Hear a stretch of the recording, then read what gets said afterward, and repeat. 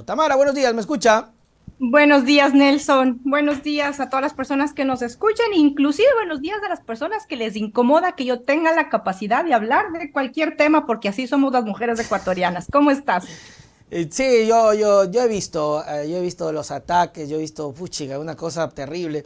Pero, Tamara, yo creo que simplemente hay que seguir, ¿no? Es como, Así casualmente, es. casualmente yo he recibido mucha mala onda también, pero créalo que a mí me congratula mucho más que la situación funciona, se trabaja, se tiene resultados y eso opaca cualquier cosa que a uno lo pueden hacer sentir mal. Lo pueden hacer sentir mal, pero no hay que darles chance, mi querida Tamara. Ese es el mensaje. Tamara, estamos a pocos días. Rafael Correa llega ya mismo a las 9:30. ¿Qué esperamos de estas próximas elecciones, Tamara Hidrogo? A ver, Nelson, yo creo que la semana pasada íbamos a hablar de un artículo que yo había escrito, que se había publicado también, y con lo que sucedió, pues la atención y el mensaje tenía que ser otro. Yo creo que nos espera una decisión, una responsabilidad que todas las personas, absolutamente todas las personas en el Ecuador y dentro del Ecuador que ejercemos el derecho al voto, porque a pesar de que estamos fuera del Ecuador, ese país nos pertenece y a ese país queremos volver para poder visitarlo o inclusive soñar en retornar a crear vidas en paz y para que las generaciones que han ido creciendo en otros territorios puedan sentir ese país como propio, porque es nuestro país. Además, apoyan a la Em, dolarización ustedes, Tamara.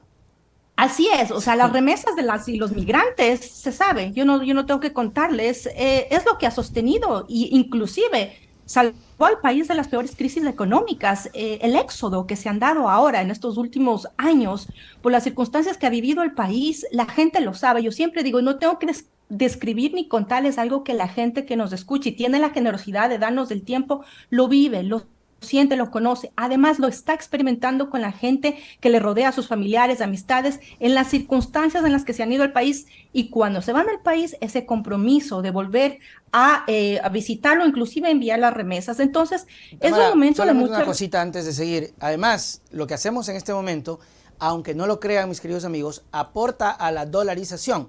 Y les quiero explicar por qué. Porque la dolarización se sostiene. Saludos para Mary Mejía primero, Mary Mejía por acá y Betsy Granja. Gracias que ya enviaron algún super chat.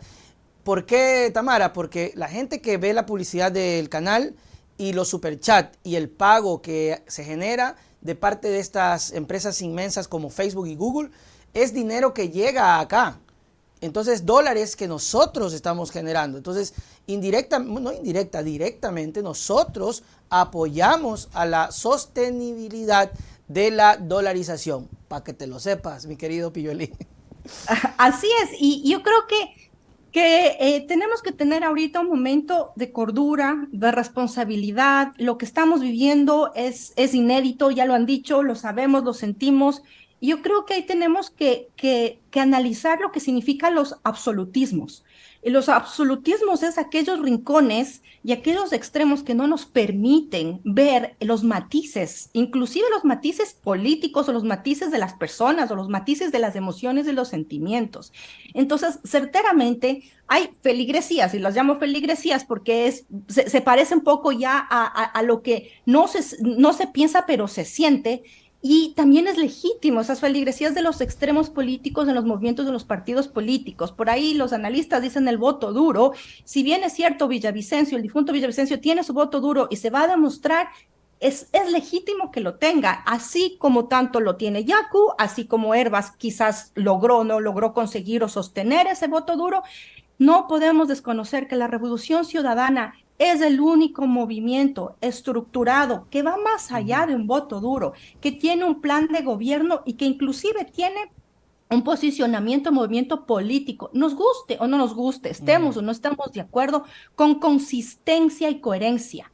Además, es el único binomio que va engranado y en engranaje con las candidatas y los candidatos a la Asamblea Ah, Nacional. eso es Algo que no importantísimo. vemos y a mí me preocupa mucho de un topic que llega o llegaría, pongamos en este supuesto, para mí, no consentido, para los que vayan a votar por topic, que sea consentido, obviamente, porque votarán por él, no tiene ningún enlace, ninguna coherencia con la Asamblea, y a mí me da una zozobra leyendo su plan de gobierno, que en su plan piense achicar más al Estado, reducir más los presupuestos, obviamente en lanzar todo eso para el pum pum, el bam bam, que no exista un engranaje con sus candidatos a la Asamblea o candidatos de la Asamblea. Además, ¿quiénes son?